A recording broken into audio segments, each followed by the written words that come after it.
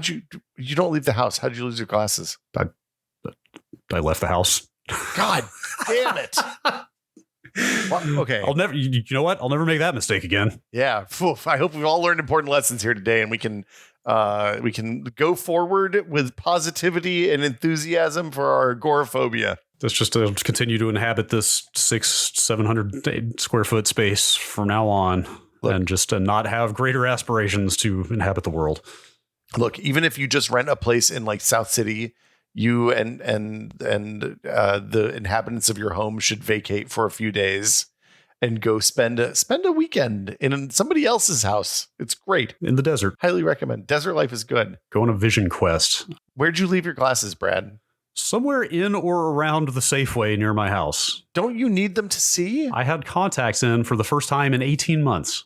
Oh, boy. So I had some family and friends in town, and we were doing a big picnic in Golden Gate Park. Uh-huh. And I was walking over there. I had contacts in because I wanted to wear sunglasses.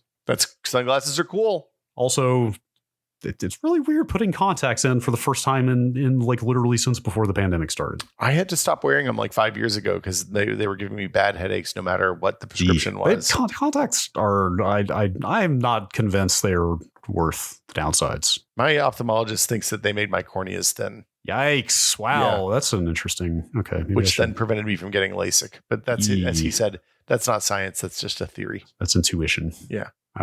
Anyway, long story short, I put my glasses in a case and brought them with me in case these were 24-hour contacts. So I was like, whatever, if I just throw them in the grass and put my glasses on, it'll be fine. Literally. Excuse me, a trash can. Excuse me. God damn it, Brad. It would have been a trash can, I assure you.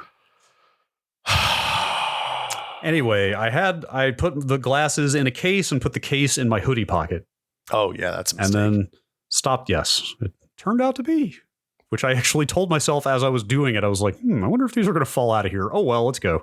Oh, boy. And then I went inside the Safeway and bought a case of beer. And then half a block past the Safeway coming out. It's a hell of a picnic. So there were like 30 people. Oh, okay. I half a block down the street, I realized the case was no longer in the hoodie.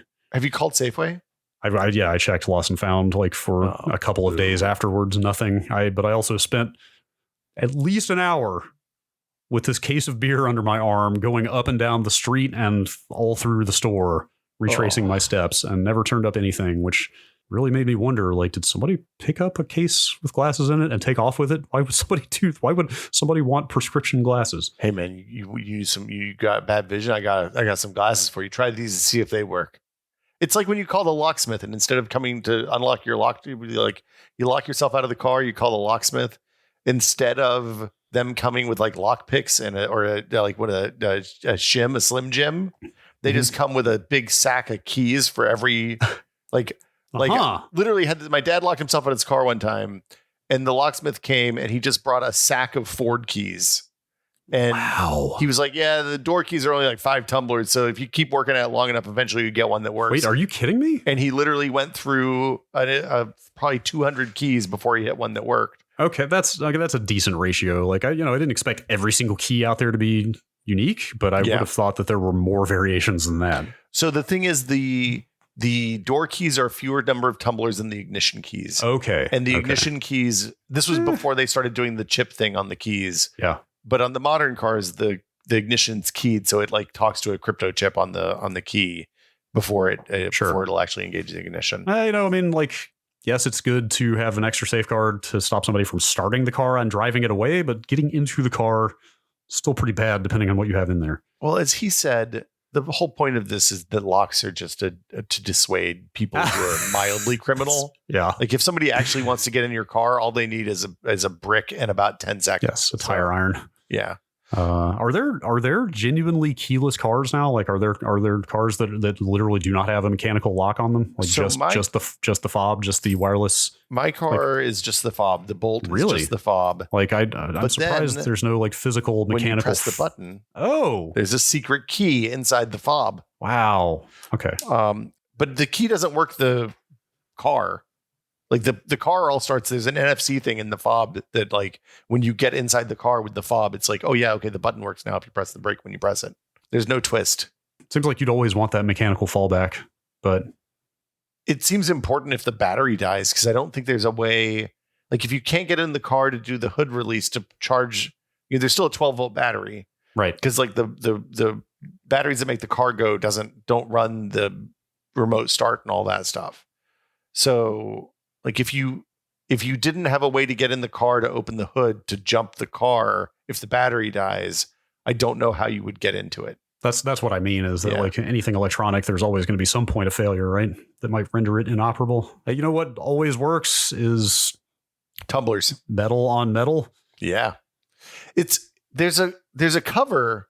There's a little thing that pops off the door handle on the car that gives you access to the keyhole. You can't see it normally. It's weird, but you know what you can find? What's that? All over the place. Well, you could for a long time. Now the hipsters have come for it, Brad. Oh, cast iron. Oh, if you want to get a really nice, expensive, like all clad or some fancy nonstick pan, it's going to cost you a few $100. Mm-hmm. But for a really long time, you could go to any junk shop in the South and walk back into the back, usually in the dark corner, and there'd just be like piles and piles of old cast iron skillets and fryers and like griddles and all that stuff. And they'd be like $4. Wow. Like bad shape ones, like rusted, needing resuscitation. Usually it was a mix. There'd definitely be the $1 pile, which is all the rusty ones. And then there'd be like the $4 or $5 pile, which was like anything from like, old Widmer smooth skillets where they'd actually machine the cast iron down. So it was all smooth and awesome. Or like just, like your 20-year-old Lodge, whatever, the Lodge style cast iron. Are the smooth ones better? We have my grandmother's old cast iron skillet that could, for all I know, it could be 75 years old at this point, and it's great. But it's it's got the dimpled kind of like the textured surface. It's not one of the ones that is like polished down to a mirror sheen. So I have both. I have a fryer that's like the Lodge style that we bought 20 years ago now, probably, and then I have one that my mom found for me in a junk shop in Central Virginia. That's one of the Widmer smooth skillets. I feel like the Lodge one is easier to maintain and you're less likely to fuck it up. I'm always live in terror because the smooth one is like shiny silver on the edges and everything. It's like, it's awesome. It's really cool. I'm much more careful with how I use it than I am with the other ones. That's, like living in terror is how I would describe my entire relationship with cast iron. Like seriously, there's like a very high skill floor on that stuff. It's like, this thing is incredible and the best thing you can use if you know how to use it. But if you don't, look out because you're probably just going to ruin it. Well, so as often is the case with food related stuff, Kenji at Serious Eats did a really good here's how to not fuck up your cast iron article like 10 years ago. And the gist is, like everybody says, don't put soap and water on it. You can put soap and water on it. Just don't do it all the time. And if like you notice black stuff starting to flake off, obviously stop whatever you're doing. The main thing is instead of using like, you don't want to use anything that's too abrasive. Like a Scotch-Brite pad is probably as much as you want to go. And usually I use just like kosher salt and oil to clean it if it gets stuff crusted on. And that abrades off whatever the stuff is without eating into the surface. And then you heat that back up again and the oil kind of cooks off and burns into it and makes the surface even better. Yeah, you don't want to ruin your seasoning, right? Oh man, the seasoning is that's what you're there for, is that seasoning. Seasoning is the spice of life, you might say.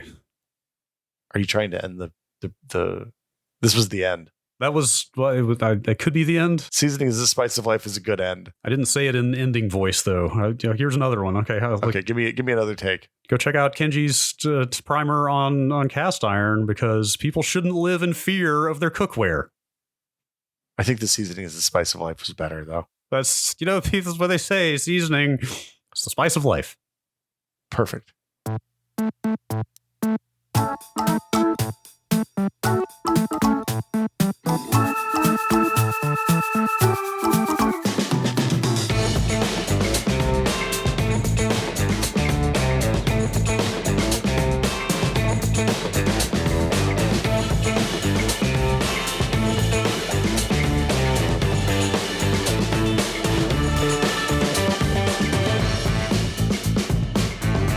Welcome to Brad and Will Made a Tech Pod. I'm Will.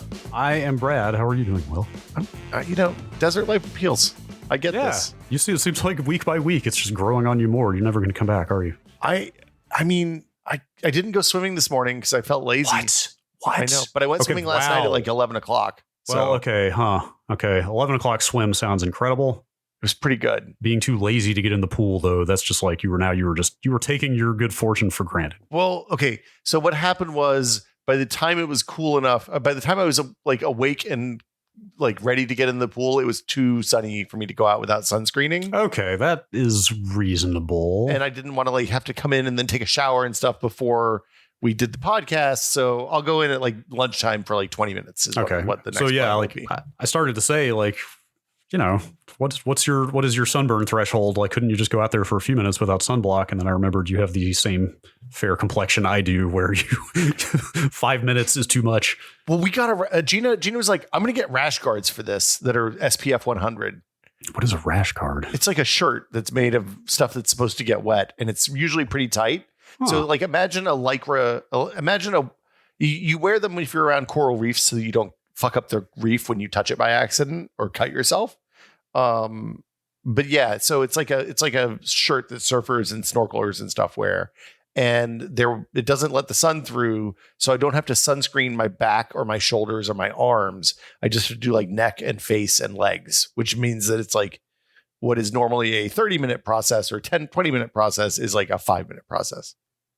Anyway, rash guards. Yes. They're what's for dinner. I'm still jealous of your pool. We talked about it a little bit on last month's Patreon episode. If people aren't at the tier where they can hear that, in the episode appropriately entitled Pool Before Coffee, we talked about how you have been going in the pool before you have coffee, which it's a good way to live. I'll keep saying it. I have never wanted to own a swimming pool in my entire life until you floated the idea of getting in the pool within 5 minutes of waking up every morning. This whole thing is Gina's low-key way to trick me into like I've always been like, no, the best thing to have is a friend with a pool. I don't need a fucking pool. Yeah. It's a maintenance nightmare. They're a problem. Just give me access.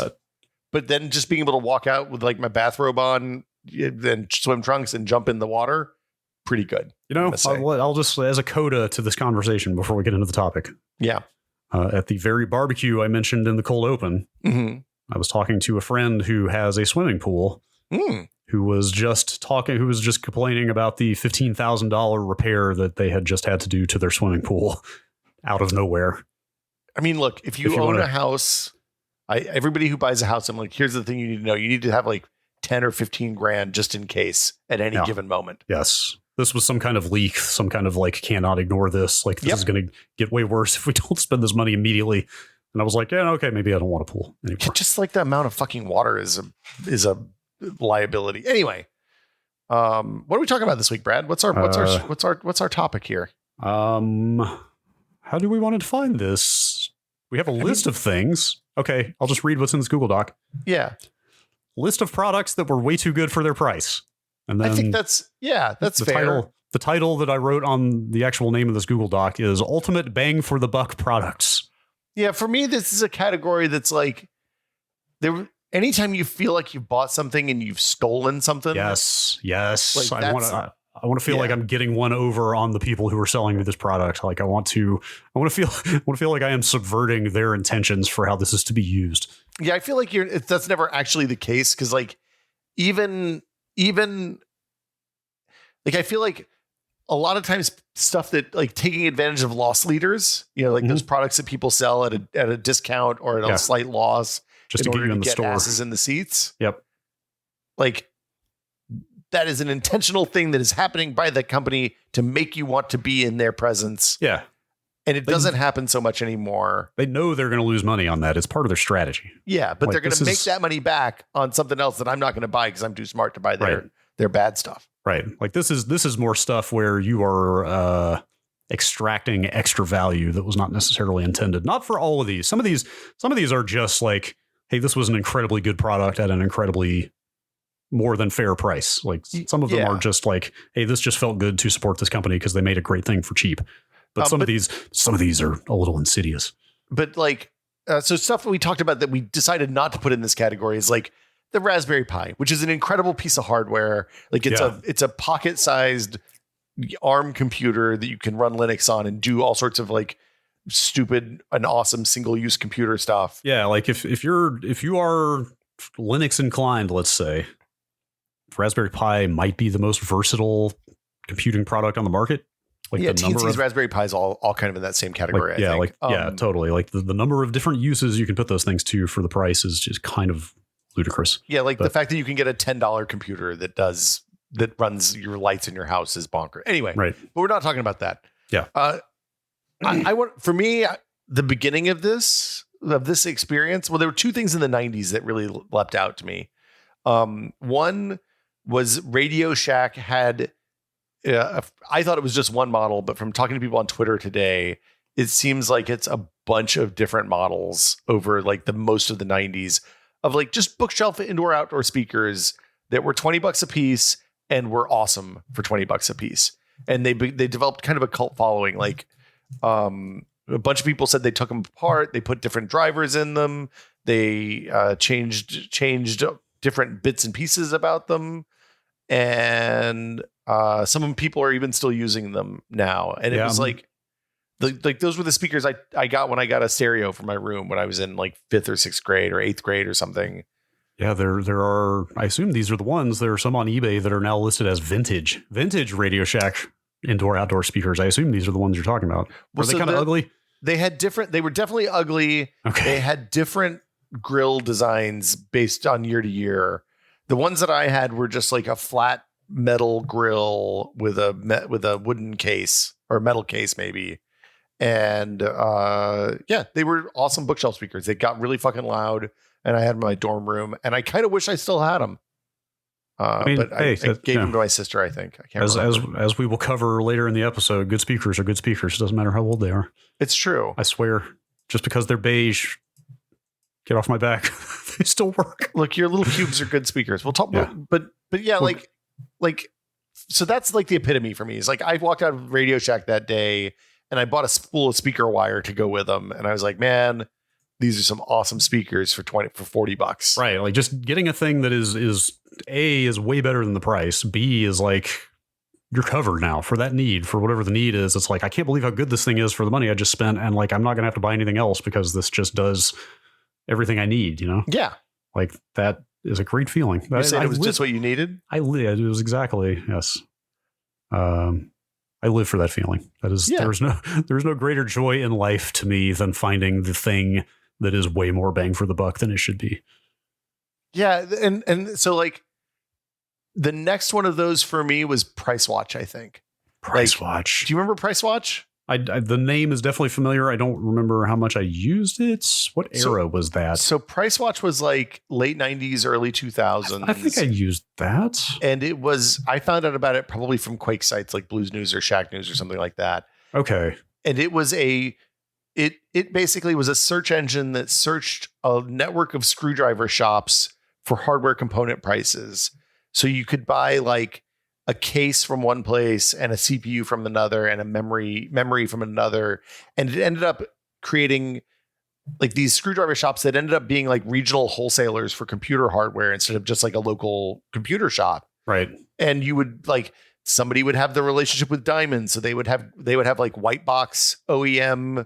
It was a way to get OEM hardware at OEM prices instead of paying retail prices for like new video cards and new CPUs and stuff like that. I think, okay, the way you were describing this, it is entirely possible, even likely, that the Price Watch is how I built my first PC. Not the first PC we ever had, but the first one I built from OEM parts, because I was all about the brown box, unlabeled OEM stuff.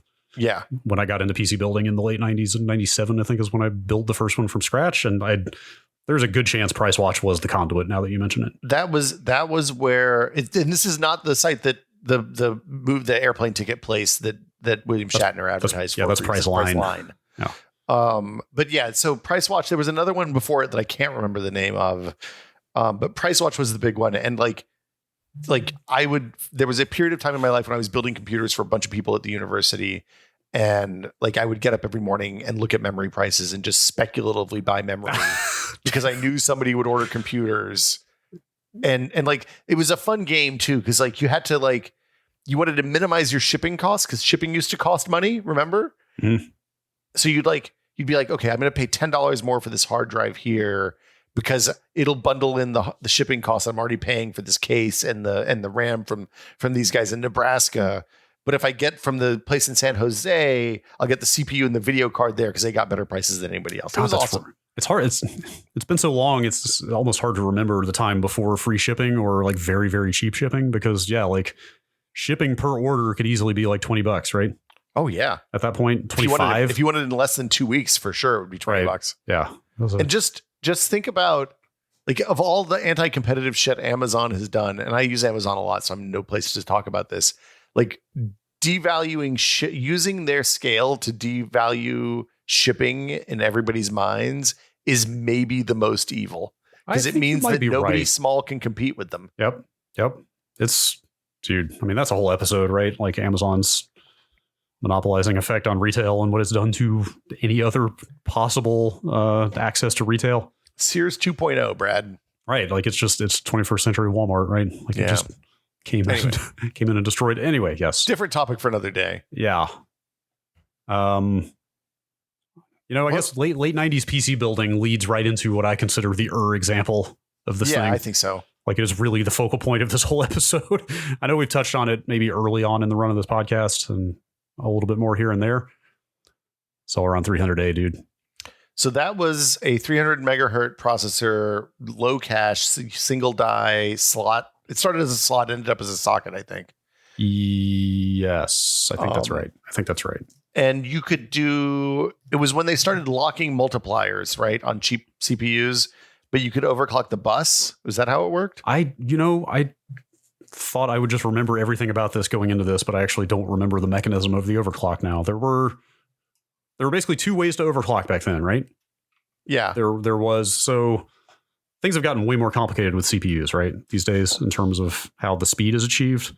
Mm-hmm. But back then it was literally just a function of front side bus and multiplier, right? Yeah, you multiplied one by the other, and then RAM ran at the front side bus speed. Right. So that was the front side bus was, it was generally like 100 megahertz, somewhere around there, right? Well, it was 66 for the 300A.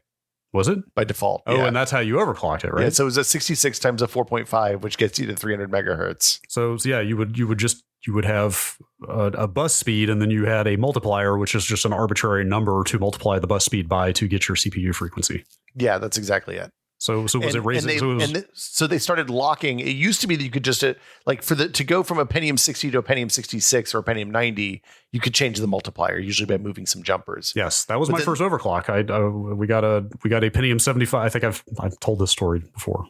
Well, I'm sure we have new listeners. There's new people every day. Shout out to Mac at, I cannot remember the name of that little PC shop in 1995-ish, 96. He taught you how to do it. We bought a Pentium 75, and before we took it out of the store, he was like, "Hey, let me show you." He was like, "Hey, kid, let me show you something." You want to know the juice? Like he literally showed me, like he pulled the side off. He was like, "If you just take this little jumper here and you move it over one pin, now it's a Pentium 90."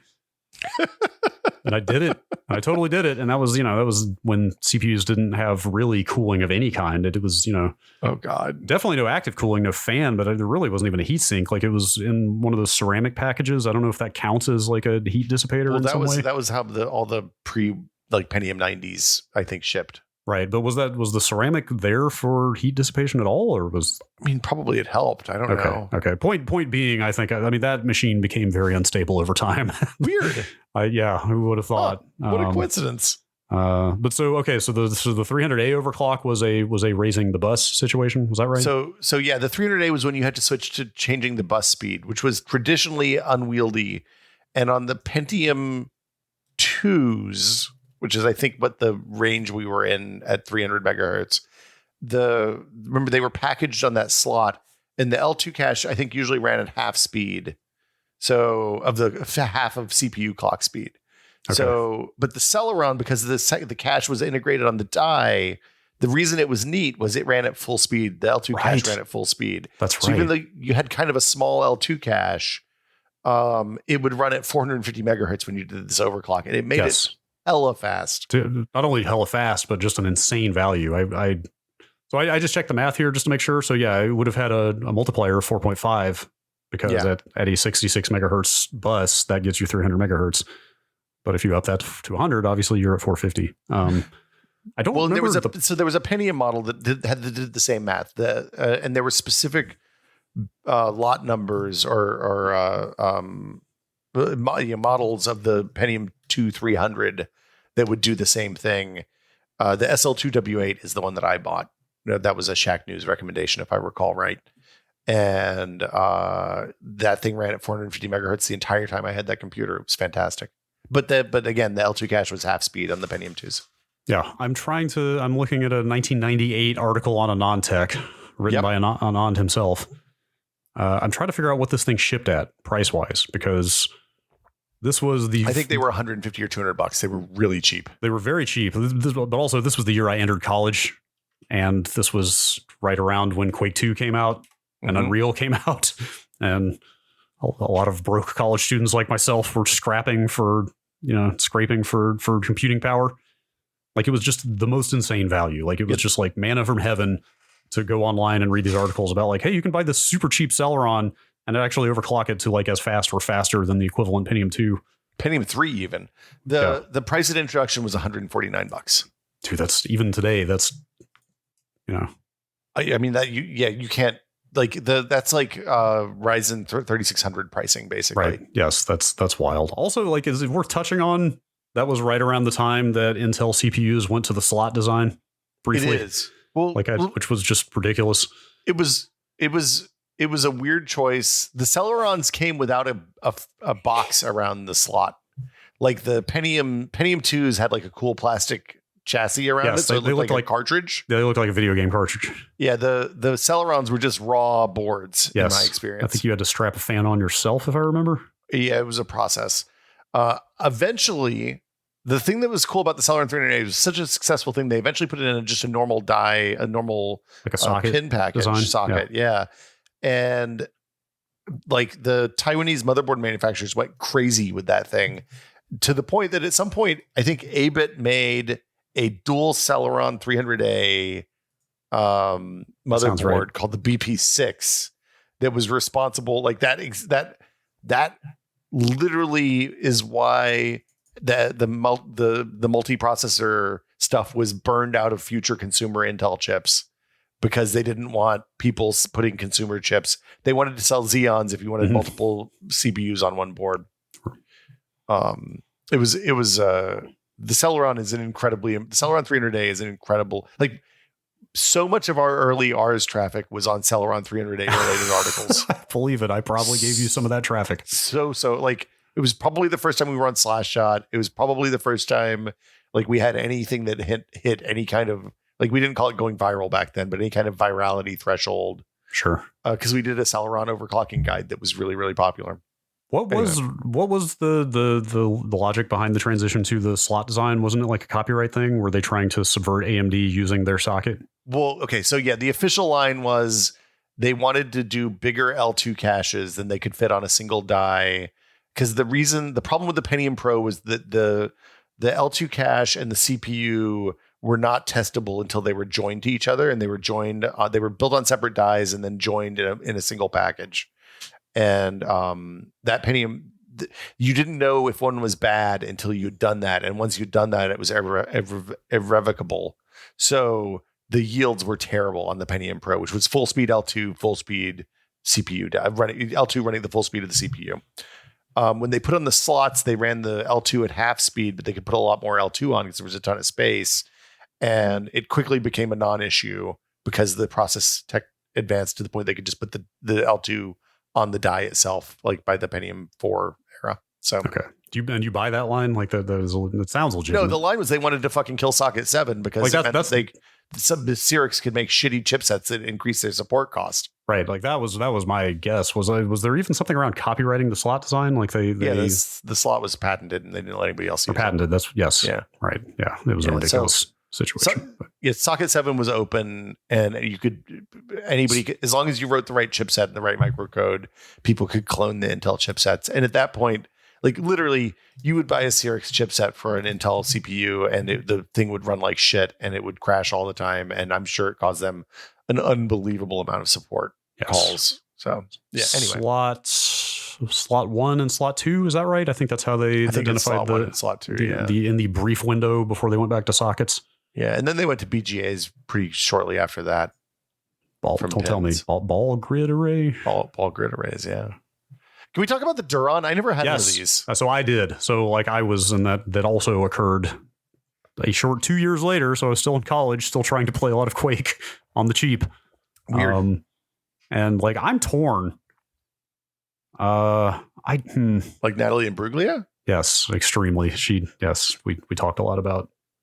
You're all out of faith? Yes, we're CPU. We're all out of faith in Intel and moving to AMD for, let's say, the next 10 years or so. I mean, that was the time for that. That's Intel, absolutely. Pentium 4, Intel made a real, well, we don't need to get, that's the whole, the Pentium 4 story would be we could do a podcast on that too. I would love to hear about that stuff because I tapped out. I went from a Celeron 300A to a Duron 600, and that was the beginning of my AMD phase, which I think I'm about to enter a second AMD phase here in the next few months, but...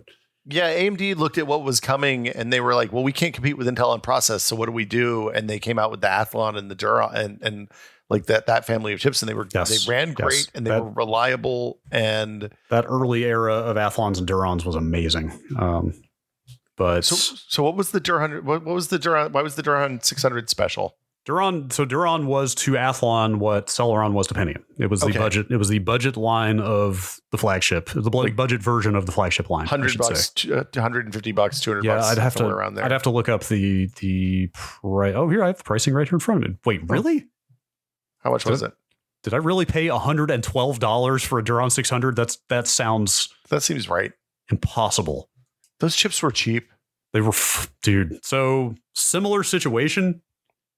The overclocking mechanism may have, in fact, have even been the same. I forget if it was raising the bus. No, that might have been a multiplier. Actually, yes, that's exactly what it was. I'm sorry. Okay. I'm talking through my memory in real time here. So that came out in 2000. Okay. And there were Durons from 600 to 950 megahertz.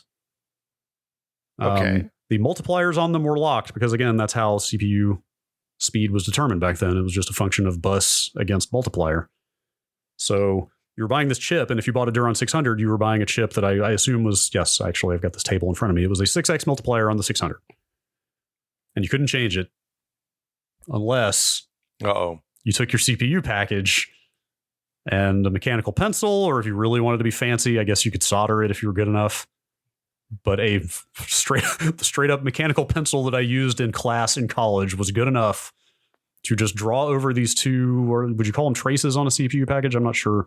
There was like you had to connect two tips of two different resistors or something, right? I guess that's what it was leading to. There were just two little contact points on the top of the package, two little metal dots, right? And it worked? Literally, you just needed something conductive to connect those two contact points, which the graphite was. And all of a sudden, that unlocked the multiplier on the CPU, and then you could raise it all the way up to 9.5. Wow! To get a 950 megahertz CPU instead of the 600 one that you just bought, 50% performance boost for barely over $100. Yeah, so it's basically the same as the Celeron. So mine was stable at 900 for years. 950 was not unheard of. I couldn't get it stable, but I was happy. I was very happy with 900. That played a lot of Quake. I was able to run my SL2W8 at 500 megahertz for a really, really long time. And then when it got unstable, I replaced it with two Celeron 300As running at 450 megahertz and IPv6. That was a weird motherboard. Man. Like the idea of doing physical multiprocessor is so exotic at this point. It was the machine was really, really loud. And in order to the Windows 90X kernel didn't do SMP. Right. So there was no multi-core support. So that's why you needed NT4. I had to use NT4 and then later Windows 2000 on that in order to get any benefit from it. And also because no sane people were doing SMD on like normal gamer hardware, like the Sound Blaster drivers for dual CPUs were garbage and would blue screen all the time. So it affected it was a huge pain in the ass, but it was really cool. How bad do you want that speed? I love the speed, man. It's funny. The overclocks back then, like they spent then, and just to be clear, these overclocks happened because they would basically make the same CPU and then they bin them at the end of the process to see how fast they run. And if the market demand for the cheap parts outstripped the market demand for the higher end faster parts, they would just figure out a way to lock the lower end part to only run at the lower end speed and then sell it at the cheap price because it was same silicon either way. I bought a pair of headphones, Brad. Sorry, can we real quick before we move on? So I tapped out of overclocking, I think, after the Duron, if I'm not mistaken. I don't know about you. I was using computers for work and I couldn't afford downtime at that point. So yeah, yes, you were in a position where you just had access to a ton of hardware. Like I was in a similar spot of like, okay, now I'm covering games professionally. I just want this computer to work and not have to worry about it being unstable and stuff like that. But also, like, have you kept up with the scene? Like, I feel like overclocking has gotten a lot more complicated these days, or I don't know if it's that, or if I just spent the time when I was younger and had the time to understand it, and now I don't. But like, there are a lot more variables in there now. Well, so the high-end overclocking is much more complicated. The weird thing that's happened is everybody has an overclocking utility that it's like, it's not even like officially, unofficially supported or unofficially, officially supported.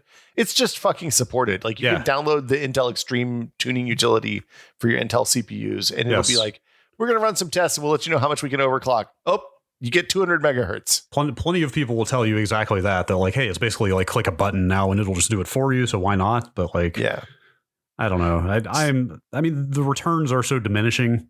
That's the big difference. When you really get down to it, you're not getting that much more. Like, that's exactly like, especially in an age where the hardware we have is running games at 100 to 140 frames per second comfortably in a lot of cases. Like, back then it was much more of a struggle to eke out every extra frame back then. Yeah, you were doing good to hit 30 frames a second in Quake when some of these chips were new, right? Like it was a little bit of a different time. Yeah. And like you said, like getting a 50% clock increase was worth taking your pencil out and making the mark on the CPU. Absolutely. That was huge. Like, now also you were only at $125 if you torch the CPU. So right. But also now, like, you're talking clock speeds of like 3 to 4 gigahertz, like an extra 100 or 200 megahertz is not really worth it if there's any chance of instability. Yeah, you're not going to go from 3 gigahertz to 4.5 gigahertz at this point. Yeah. And also for me, I was evaluating software and hardware and all sorts of stuff. So if I made my machine unstable, then I couldn't make value judgments. Like if I had an unstable machine, I couldn't make a judgment about the stability of a game or a piece of hardware or drivers or some software package I was testing. It's totally the same thing for me. Like I couldn't afford to blame a game for being crash prone. Yeah. When it was actually my stupid overclock causing the crashes. Well, we did do a lot of overclocking in the Maximum PC lab, but like it was on machines that were overclocking machines, not machines that were used for other kinds of testing. if you're doing A/B testing where you're also playing a game on a stock machine, that's different. Yeah, safer. Anyway, speakers, headphones. Yeah, let's talk about headphones. So I asked in the Discord last night if people had categories like this, and a lot of headphones came up. Like a lot of stuff it seemed like the commonalities were often that it was in the stuff in the like $80 to $110 range. Like the Sony's had a long series of sub $100 monitor headphones that are spectacular sound quality that like every studio engineer uses. And yes, I've seen a lot of those headphones in my time. Yeah, in studios. Like they're like on ear, pretty comfortable, nicely padded, pretty indestructible. And the other neat thing is that's the first place you get in the category where you can replace the ear cups and you can replace the head pads and replace the cords often, which is like the three things that fail on headphones are the pads wear out and the cord gets broken. And then you usually just throw them out. But if you can replace the cord, then you buy a new cord for $20 and you're back in business. Yeah. I bought a pair of Sennheiser HD 580s in like the early 2000s that fit that category. And it was kind of the first like, holy shit, these sound really good. Yeah. They're only like $250. So I think I'm Googling the 580s right now. I think these were the most common by far, right? I think. It was the first of it was the first one of these. Like there's a long line. Like Massdrop has made a whole business in making these kinds of like, hey man, here's a pair of headphones that sound way better than they cost. Totally. Deal. So in that same period when I was getting like the Duron and playing a lot of Quake, I bought a refurbished pair of Sennheisers that were, I think, probably a little earlier than Probably the 500s would be my let's guess. see. Or the 450s. I would love to know what those were. Actually, they're long gone at this point. They might have been the 500s. I think you're right. So the But 580s, I got them refurbed from somewhere, so they were even cheaper than stock. And like, it was another one of those broke college student things of like, I need headphones because I have a roommate in the same room in a dorm room, and I don't have a lot of money, so I'm gonna get these refurbed Sennheisers that everybody says are good. And then like the first time I put them on, I was like, holy shit! Like, headphones are not supposed to sound this good. Like, headphones are the shitty $15 like nothing pair that came with your Walkman or your Discman. Like, they're not headphones. Headphones are not supposed to be high quality. Like, what is this? That was exactly it. The HG580s were a budget version of the HE60s, which is like one of the flagship Sennheiser old school headphones.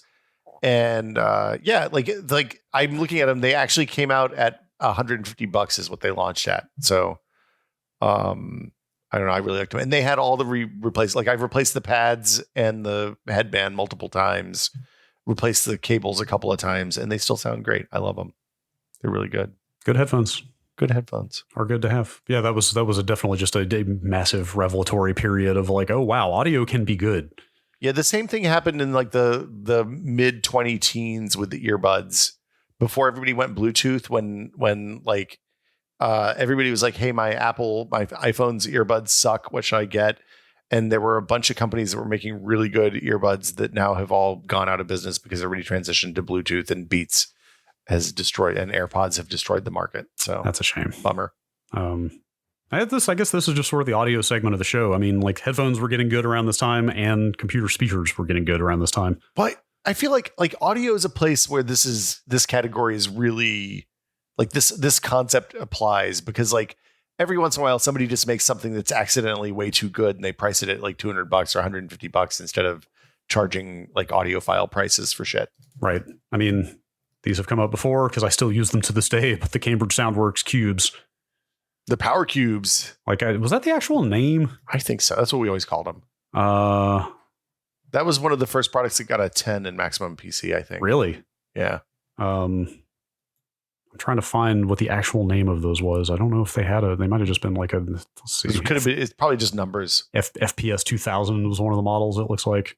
Yeah, those speakers were so good that Sound Blaster bought Cambridge Soundworks. Yes, Cambridge Soundworks got gobbled up by Creative Labs, but those original Cambridge Soundworks cubes, I mean, it was just like the headphones of like, we had always only had these shitty PC speakers that came with the PC, right? Or with whatever multimedia kit you bought that had a CD-ROM in it or whatever. They were like, and those were always like beige plastic. They were like 4 inches tall and like 2 inches wide. Yep. And they sounded like shit. And they usually weren't even plugged in. They usually weren't even amplified. Like, everybody can remember exactly what those garbage hollow PC speakers looked and sounded like. Alltech Lansing? Yeah, I think they were like ACS 48s or something like that. Again, one of the Quake blogs was like, hey, probably Redwood was like, I got these amazing speakers, and the first influencers is what those pretty much. Okay, I'm going to put this in the podcast. We should, I would love to do a documentary series about those early Quake blogs. Sure. It's called The First Influencers. Oh, yeah. Because like Blue and Steve Gibson at Shack News. Yeah, Steve Gibson, Stephen Heaslip, if you're listening to this. Yeah. Billy. What was Billy? What was the guy from Voodoo Extreme? Yeah, he passed away. Billy, don't tell me. Not Mitchell. It's on the tip of my tongue. Anyway. Billy Wilson. And like Redwood at Stomped were so influential in like what became my computer fascination. Yeah, totally. Like, that is absolutely where I was getting all these product recommendations that led to all these purchases. But those Cambridge Soundworks speakers were my first introduction to a subwoofer. Oh yeah. Same. Like my Alltech Lansings were my first introduction to a subwoofer, and I literally bought them. I bought them from Price Watch because I was able to get the higher tier. I paid enough to get cheaper shipping by spending an extra $80 on speakers or whatever for a big order of parts I was getting to sell a computer to somebody.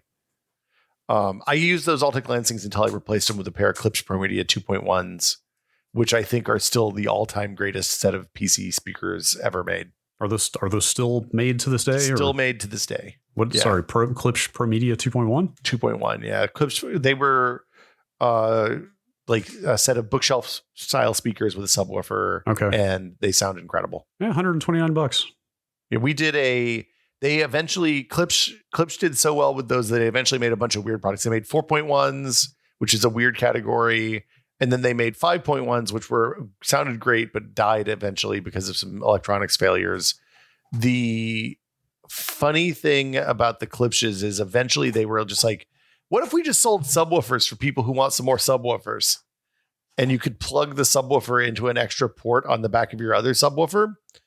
And they sent us like 8 or 10 of them, and we set them up in the lab and just did horrible things to people with those things because they were so fucking silly. loud.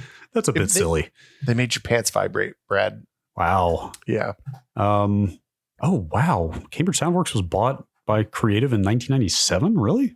It was before I started at Maximum PC. Oh, that's crazy. But those original Power Cubes, or whatever they were called, you know, if people haven't seen them, they are literal tiny little cubes. They are very small for speakers to sit on your desk, and the subwoofer goes underneath the desk out of sight. And like at the time, I was not even acquainted with the concept of separating high and low frequencies. No, that was out. I guess that was new. But I distinctly remember the first time I plugged those things in and played anything out of them, and I was just like, holy shit, like is this real? How are these tiny little things that I paid like maybe $100 for doing this? I had a set of those on my bench at Maximum PC for years, and they were I hooked the speakers, like we had those metal frame like utility benches, like utility shelves that we made benches out of. And I had them just hanging up. I screwed them into the particle board on the top. Yeah, because they have wall mount. Yeah, because they had wall mount holes. Yeah. And so the wires were all routed out of the way, and I just plugged them in when I wanted to listen to music in the lab or something. It was awesome. That's great. That's great. Yeah, I've got mine. Good. I mean, I've got the ones I bought in 99 or 2000 to play Quake 3 in my dorm. Hell yeah. Sitting on this desk right now, still in use to this day. And then the subwoofer has been, you tell me if this is a bad idea. The subwoofer for these things has been plugged in and turned on for most of the last 20 years. It's not. It's still going. It's probably wasting an incredible amount of electricity, but I don't think it's going to hurt them at this point. Oh, wait. Does it really? I assumed when it wasn't playing anything that it was kind of... That's from the era of energy vampires. So you should put the watt meter on there and see how much money you're spending on that, keeping that warm. That really sucks. Problem is the power switch is on the subwoofer. You have to like crawl under the desk, turn it off, but maybe I should start doing that. Let's see. Do you want to talk about my, like when I was setting up to do streaming at home, I was like, hey, what kind of lights should I buy? And everybody's like, oh, go get these expensive Elgato ones, which are very nice and very fancy. But then somebody else was like, hey, somebody on Twitter, I wish I remember who it was like, go look at Ikea because they have a bunch of like paper globe lights that are like $20, like hanging lights that are like decorative, kind of like whimsical kid room lights. And you put a smart bulb in those that's dimmable or even temperature color controlled. And you have a dimmable fill light for like $30. Wow. Which is an incredible value. And that would replace something like a Elgato key light or something like that? Is fill light a different role? No, yeah, fill light would work for, like I use it where I have the key light now. Okay. For a long time. So it's the IKEA pairing for this is the Regolit and the Hema. I think the Hema is the fixture and the Regolit is the poof, the paper poof. They're kind of like Chinese lanterns, like they they pack flat and you pull them out and it becomes a globe. Right. I love a good IKEA hack. I've never gotten super into that community, but IKEA hacks are fun. Black rack. I want to, if anybody has a good like loft bed IKEA hack, I would love to talk because we're looking at that for my daughter and I'm thinking like, why not just put 3 dressers and some bookshelves under there and then put the bed on top of that? That's probably fine, right? Yeah. Yeah. Gina's less enthusiastic. I think I've talked about it before, but I'm pretty fond of that IKEA Entertainment Center 2 guinea pig habitat hack that people came up with, which if we had more space and more piggies, I would probably think about doing. You could solve one of those problems easily. That's true. More piggies. Yeah, that's not hard to. It turns out. Yeah. Let's see. You want to talk about? Let's see. Let's talk about rebate fever, man. Discount fever. Yeah. Before we get out of that late 90s window. Yeah, there was a period of time when like you'd walk into Fry's and the person that was at the door would hand you a flyer, and it would be like there'd be a page of shit you could get for basically free if you were willing to jump through a lot of rebate hoops. I don't know why that stopped. Of stuff? It was ridiculous for a while. Like you want 50 CD-ROMs, CDRs? Here you go. Fill out these 18 forms and wait 6 weeks and you'll get your money back. They cost $25. My feeling, this is just a gut feeling, thinking back to that time, there was some kind of weird hubris or frenzy building toward the end of the 90s economically, that fed into the dot-com boom. Yeah. It fed into some of the other stuff we'll talk about here about like ludicrously cheap, brand new, high demand DVDs being sold on day one. Like stuff like you're talking about here, where you could just get like spindles of CDRs for free, essentially. Like, yeah. There were so many loss leaders. There were so many deep sales and discounts and rebates going on. People trying to get their foot in the door. You think it was a retail frenzy? Kinda. I don't know. Like there was so much ridiculously discounted stuff back then, and it all stopped after the .com bubble burst. It was like the DVD thing. I remember like even Best Buy, which was a brick and mortar traditional retailer, was trying to compete with like Buy.com was doing really cheap DVD sales every week. Yes. There was like a whole DVD infrastructure that built up with like the digital bits doing DVD reviews. And then you'd click on a link there and it would take you to a Buy.com thing where you could buy the discs and they'd show up at your house like 5 days later and you'd be like, oh man, I've really excited about watching Lost in Space. And then you'd watch Lost in Space and be like, oh, well, that was probably worth $4. We got Lost in Space free with our DVD player, and I don't know that I ever watched the entire thing. Look, you got to go through the planet, Brad. That's true. I distinctly, Buy.com, yes, was huge for that stuff, but I distinctly remember getting stuff like The Matrix and Fight Club and like big name releases on DVD for like $3-4 a piece, and just like that might be the ultimate feeling of I'm getting one over on this company that is selling me these things. Well, and like, so I would go to Best Buy on the reg, and just like the stuff that would end up in the $3 bin there was, especially if you cared about old movies, was incredible. Because anything that was a catalog title would come out and be full price for like a month, and then it would be $3 because it'd just be like, we got to get this shit out of here. Yeah. So my memory of these online retailers was that they were doing that on day one. It was like, wow, this movie just came out and you can get it for next to nothing because we just are trying to get you in our system. Wow. You got to get that credit card in. It was a heady time. It was. I never got in on the free CDRs, but I remember that going around quite a bit. I did a fair number of rebates for like MP3 players and stuff like that back before the iPod destroyed that market. Sure. Do you still have any CDRs? Blank ones? Yeah, there's a spindle in my garage just in case. I'm pretty sure I've got like an unopened package of like 50 blank DVDs somewhere. It's funny. I just moved my computer into this new case. It's the first case I've ever had that doesn't have a CD-ROM, an optical drive in it since like 1993. I may never get rid of the case that I have now because it probably will be the last optical bay that I ever have access to. Well, the thing I realized, I was sad about that at first, and then I was like, oh, right, I can just go and for $18 buy a 5 1/4 inch drive cage. Yeah, everything is external these days. I know, I get it. Yeah. It's not the same. I have 2 big fans and a radiator in front now instead. It's Brad.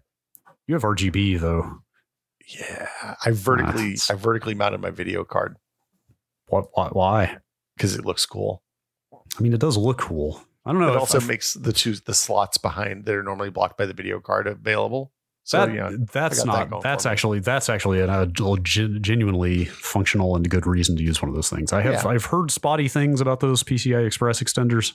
So I once upon a time bought a $3 or $15 one thinking, this is probably good enough. Maybe it was from you that I heard that. Yeah, it was not good enough is the TLDR. Okay. The $60 one that I bought to do this that was recommended by the case manufacturer works great. Turns out. That's full good speed.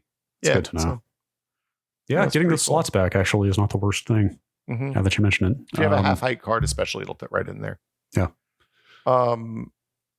This is one I didn't engage with. This next one. Yeah, I didn't either. Do you remember the Catleap? The Catleap. Yamakasi, I believe. You famously didn't engage with this because you were using monitors that were already 10 years old at the time that this would have been an option. What was I doing? God. I want to say from the Googling I did about this, it was around 2012 when this became a big deal. That seems right. Wes Fenlon, friend of the show, wrote an article for us about it on Tested. Yes. Also, shout out to him for he suggested this topic for this episode. It's a good call out. Yes, Yamakasi Catleap. Yamakasi was the manufacturer. Catleap was the model. Okay. Yeah, the model. Yeah, 2012 is when this really started kicking off. But so this would have been... Oh, go ahead. Oh, I was going to say the gist is this Korean manufacturer was taking LCD displays off the line that presumably LG or Samsung or somebody was using. And instead of packaging them in LG and Samsung shells and putting like nice scalers and good electronics and stuff inside them, they were just plugging them straight into a DVI interface and selling them for like a third of the price of a comparable monitor. Just insanely cheap, right? I'm trying to find some. I'm on a vintage 2012 forum thread about it. I'm trying to find what the prices are, but they were like stupid cheap, right? I feel like it was like $150 or something for a 27-inch 1440p monitor in 2012. 1440p was like brand new at this time, right? Like it was the future. That was a future resolution. It would have been DisplayPort, probably not even DVI when I think about it. That sounds right. But they were really limited, right? Like they didn't the scaler is the thing that lets you play resolutions. It's a different resolution than the monitor speaks. Yes. So without that, you weren't able to actually run it at the resolution you were looking for. It just didn't work. Right. So if you had something that would only run at a lower resolution than 1440p, it would just display smaller. Oh wait, no, it couldn't even do that, right? Like, would it not even accept a signal lower than? It just would show nothing. Yeah. Okay. It wouldn't. You'd have to set the video card to scale. Right. And I don't know had they started allowing that at that time. Like nowadays, you can set that in like the NVIDIA control panel to have the GPU handle scaling and not even have to worry about using the monitor scaler at all. But I didn't even think about that. I bet that was not, that was not something that was used to be available back in like 15 years ago. I don't think. Like that was a relatively late addition to the GPU feature set. Yeah, that's a really good question. I bet I'd have to look. I don't know. I might be acquainted with that issue because I ran monitors for so long that could only handle a very limited number of very old resolutions.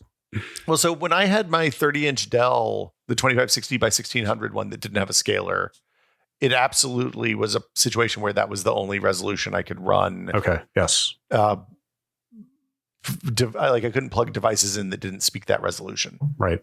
Which was a dual DVI, which meant it didn't work with some laptops even. It was weird. Yeah. But yeah, so that was like Monoprice eventually kind of took over that business and like came into that market, and like the Catleap thing especially was a little hinky because you had to buy them from eBay, I think. Yes, I believe that was one of the things that stopped me from getting into it. Yeah, so there were a lot of counterfeits that were like that.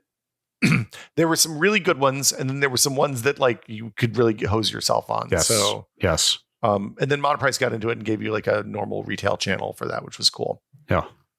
I distinctly remember the frenzy around these things, and like anytime one of these things comes up, anytime the like this should not exist, this is insanely cheap for what it is kind of situations, like I have to restrain myself from buying into it. So I was really staring at this. Well, we know it's hard for you to choose a monitor, Brad. It's established. Turns out I should have just bought something.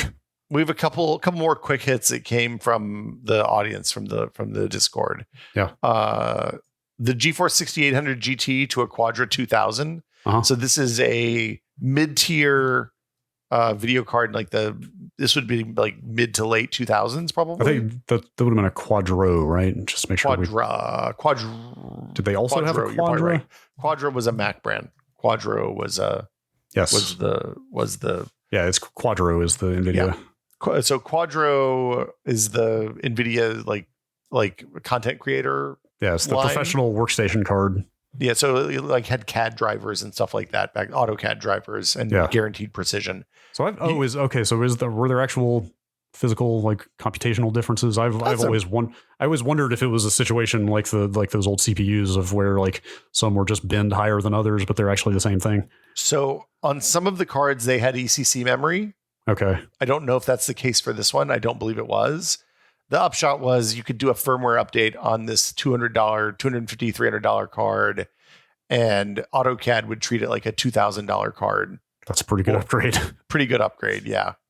And for $600, you could get 2 of them running an SLI. So sure. To this day, there are situations where you might want to be able to do that. Like I was when I was messing with EDID stuff on monitors last year. Mm-hmm. Which is how the monitor identifies itself to the operating system in terms of what it's capable of. And it's a way to influence the behavior of the monitor, right? Mm-hmm. The professional NVIDIA cards to this day in the control panel will let you fiddle with all that stuff manually yourself. Really? Yeah.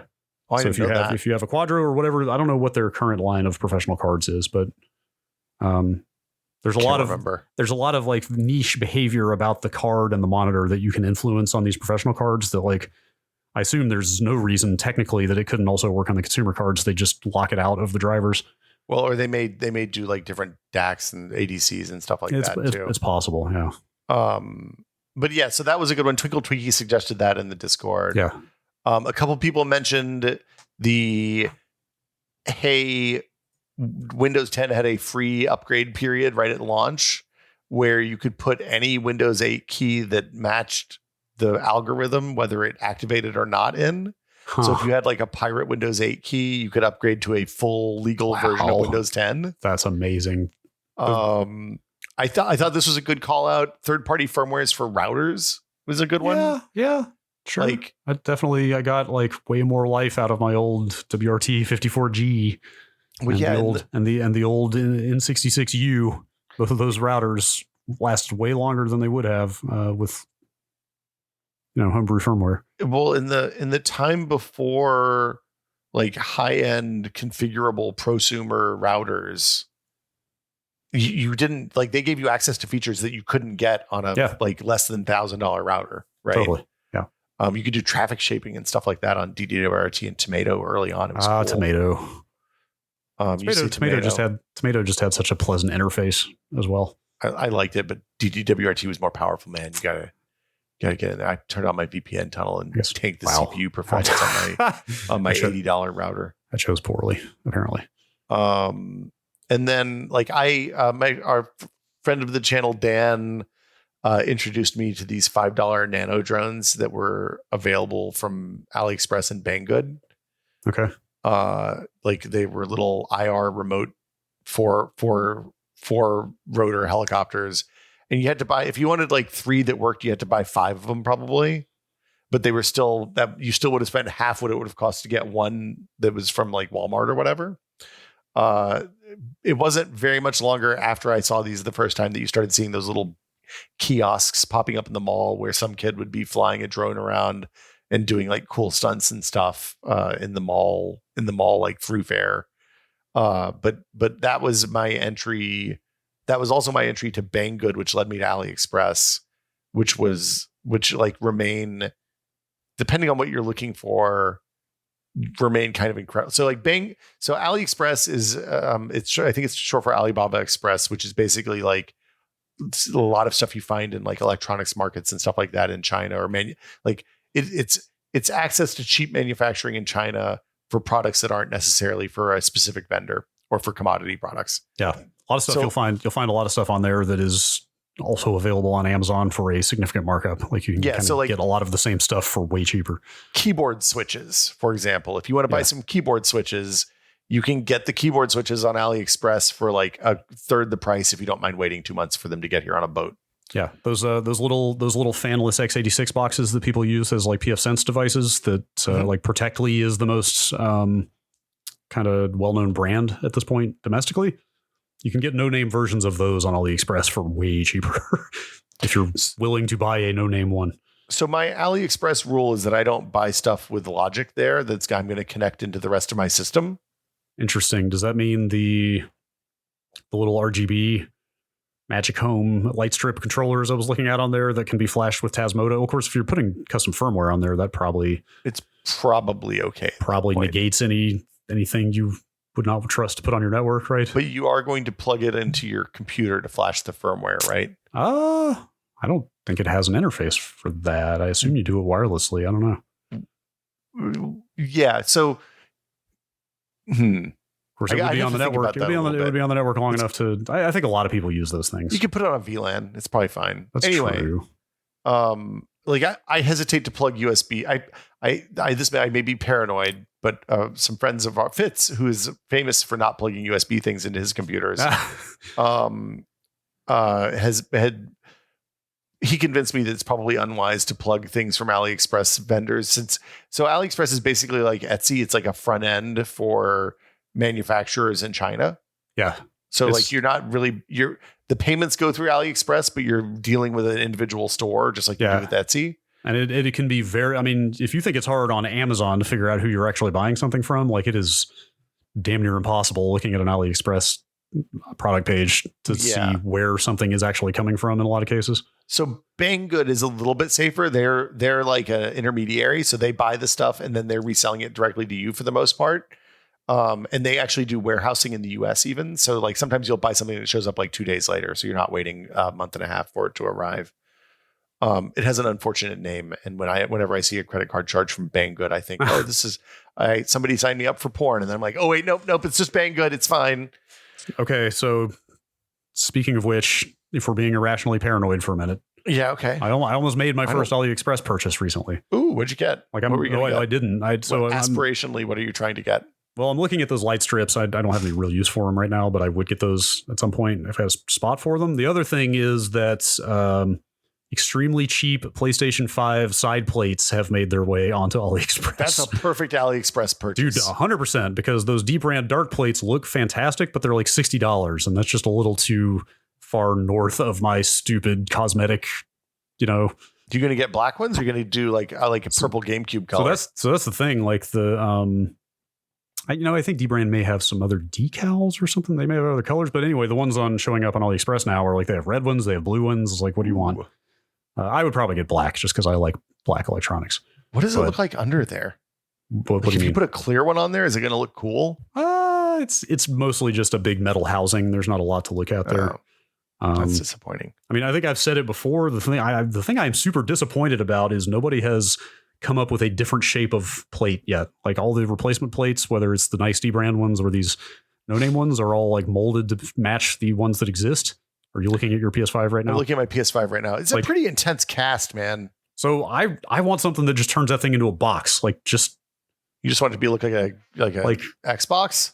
Not. I mean, I'm open to whatever, but something that doesn't require a stand, something that is just flat on the bottom. Like that's what I want. Like make a new bottom plate that just lets that thing sit flat on some little rubberized feet without having a goddamn detachable stand that's terrible.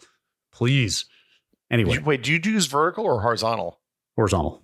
Oh, mine's vertical. Yeah, vertical. If you have, I don't have space for that, but vertical is way less bad. A vertical PS5 looks kind of cool, honestly. Mine mostly sits on the desk behind the monitors, and so I don't even know it's there. Most of the time. Like at that point, it's fine. But I think the horizontal in particular for the PS5 is not very attractive. Cool. I can see that. Anyway, the plates I'm looking at on AliExpress are like $13, which is like, mwah.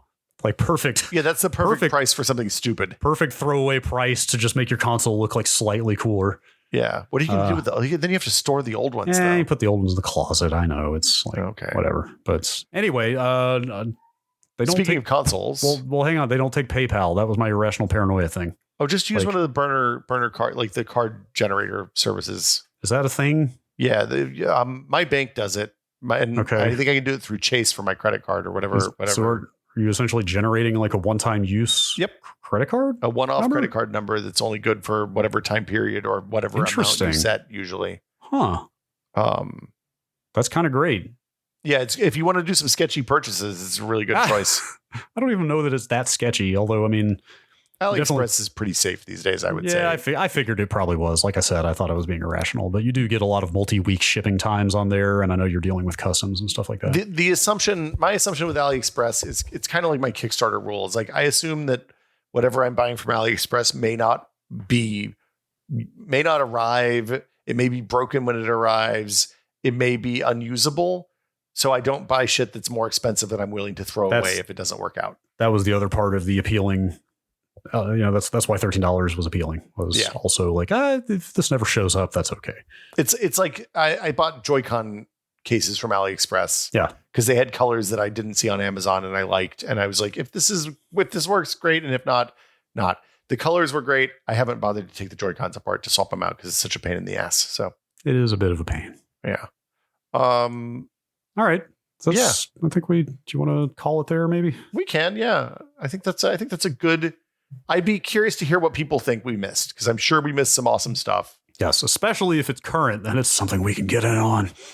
Yeah, let us know, man. I am always. Cool. We won't tell everybody until everybody gets theirs. Maybe shocked, with my 15-year-old monitors and 20-year-old speakers that I love finding bang for the buck stuff that lasts. Hey, Brad. Yeah. Do you still have that chair? The chair's gone. Thank God. The chair is gone. Thank God. Our long national nightmare is over. It was the last time it came up when I feigned ignorance, it was still here. Okay. Just to set the stage, but it was a multi-stage process. I'm glad that we've moved beyond this and can move on with our lives now. I sat in it a couple more times. Did you miss it?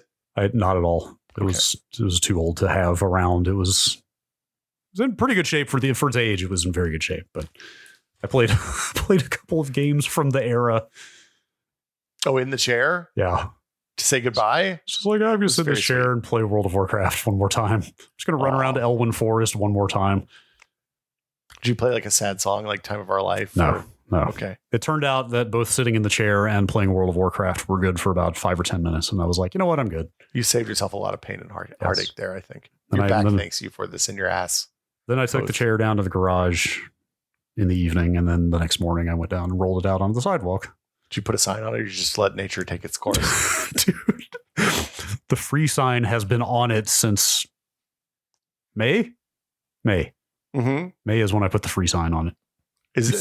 How long did it last? Remember, you saw the sign. I saw the sign. I know. And it opened up your eyes that I can't get rid of. This is so many songs today. What's going on with us? It opened up your eyes to the fact that I have attachment issues. So how long did the chair last on the curb?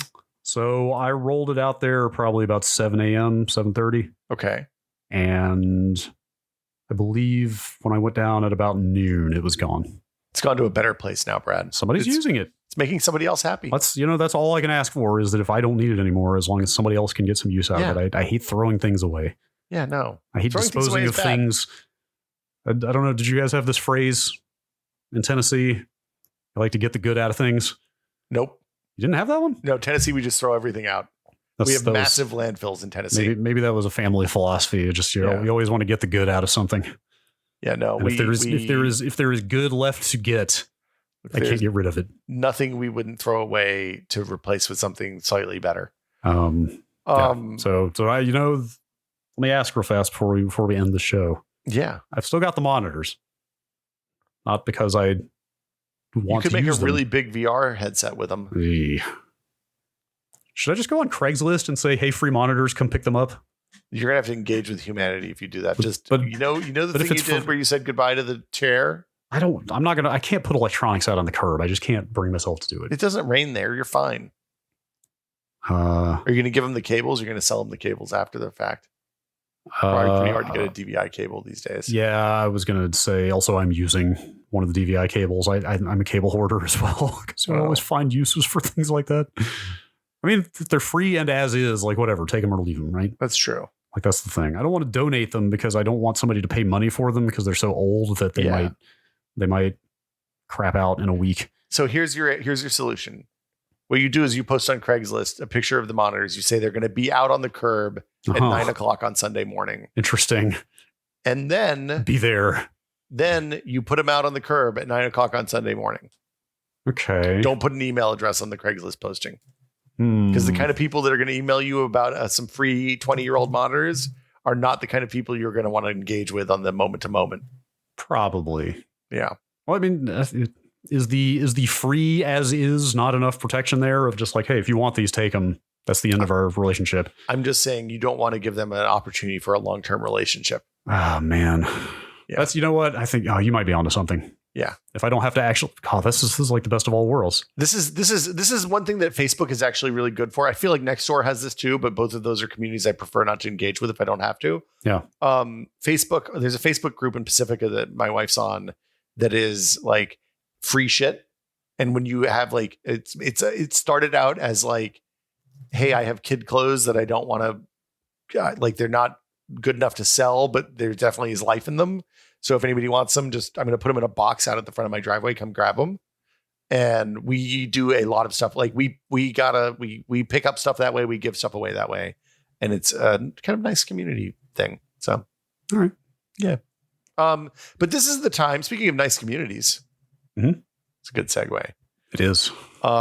It's time to thank our patrons, the wonderful Tech Pod patrons. And thank you, patrons. Thank you, patrons. And also let everyone know that this Brad and Will Made a Tech Pod is a 100% listener supported podcast. We are here at the grace of, I think we're at, hold on, let's see, like 2,700 and something patrons, right? 2,711 patrons. 2,711. 2,711. That's a good number. It's a good number. 2,700 beautiful nerds who support the show every month. Thank you all so much. If you would like to find out how to support the show, you can go to patreon.com/techpod, where you find out how to do this. You give us a couple of bucks and we give you either access to the Discord or access to the Discord and some other stuff, like access to our monthly patron exclusive episode. Yeah. Which last month we talked about my drive down to Palm Desert at length. Yeah. And your pool. And my pool. Well, which I'm going to, like, when I hang up this call, I'm going to go get in the pool just so you know. Oh my God, I'm so jealous. I mean, it's not your pool, but it's the pool it's my pool for the next 2 weeks and 3 days. Temporary pool is the best kind of pool. Yeah, it's a no liability, high usage. But a very special thank you to our executive producer, tier patrons, including Andrew Slosky, the Bunny Fiend, Jacob Chappell, Joel Krauska, Twinkle Twinkie, David Allen, James Kamek, and our newest executive producer, your patron, Paddle Creek Games, the Fractured Veil video game people. I think that's Krista Bona, but I'm not sure. Blown his cover. Yeah. Thank you all, patrons, so much for your support. We really appreciate it. Thank you. Yeah. Thank you. No, thank you. Thank you. Wait, are you thanking me or them? No, them. Oh, crap. I thought you were thanking me. Well, thank you too, I guess. I didn't know you were thanking me for. Hey, thanks everybody. But thanks patrons. We really appreciate it. Yes. The community on the Discord is fabulous. I came in, I asked a question at like 5:00 last night, and then had a fabulous conversation for like 2 hours about awesome deals and things that feel like they're stealing but aren't. Yeah. And it's just lovely to be able to partake in like a community full of good, like, our people have good brains, Brad. Yeah, they know a lot. They know a lot about a lot, and it's a good place to find out about things or find out more about things. They're good shares. I would love it this week. I'm going to make a thread I can't believe I'm making a thread. I apologize, Brad. I'm going to make a thread in this week's episode where people can share their best things that fit in this category. Okay, like their best deals that feel like steals. Sure. Oh, wow. I thought I had a title for this. Yeah. Oh man, I don't know. That's not bad. Yeah. Anyway, that's going to be the thread name. It may be the episode name. I don't know. I actually don't have, I have another title. I'll let you use that one for the thread. I surprisingly don't hate the way Discord handles threads. I am very anti-thread on Slack. So yeah, threads on Slack are awful. But I am kind of impressed with how Discord has done them. They're they're quite a bit more approachable. My only problem is I just don't think to look at them, so I am missing a lot of conversation. But that's the thing that worries me. I do like them as a tool that mods can use to like separate out a thread that like a handful of people are going into, but maybe doesn't apply to the whole group. Sure. I think that's really, anyway, this is stuff we think about. The Discord's fabulous. The community is wonderful. You should join and come be a part.